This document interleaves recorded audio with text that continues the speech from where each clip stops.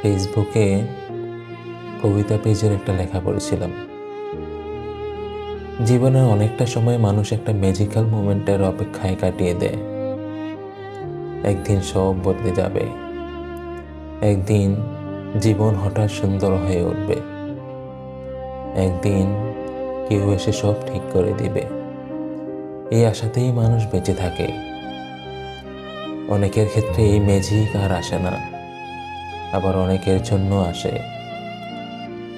যাদের জীবনে আসে তার কারণ হলো জীবনের এক সময় যে তারা বুঝতে পারে যে ম্যাজিক তখনই হবে যখন ম্যাজিশিয়ান উনি নিজেই হবে।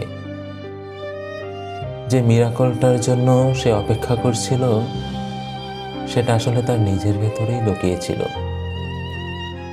যেদিন সে ভয় পেয়েও চেষ্টা করা বন্ধ করেনি, যেদিন বারবার ভেঙে পড়েও আবার উঠে দাঁড়িয়েছে, যেদিন সবাই ডাউট করলেও নিজের উপর থেকে পুরোপুরি হাল ছেড়ে দেয়নি, সেদিন থেকেই ম্যাজিক শুরু হয়েছিল।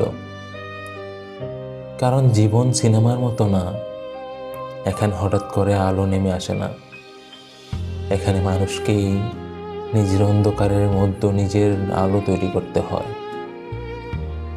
আর হয়তো এই কারণেই সবচেয়ে পাওয়ারফুল ম্যাজিক হলো যখন একজন মানুষ নিজের জীবন বদলানোর অপেক্ষা করা বন্ধ করে নিজেই নিজের ম্যাজিশিয়ান হয়ে ওঠে।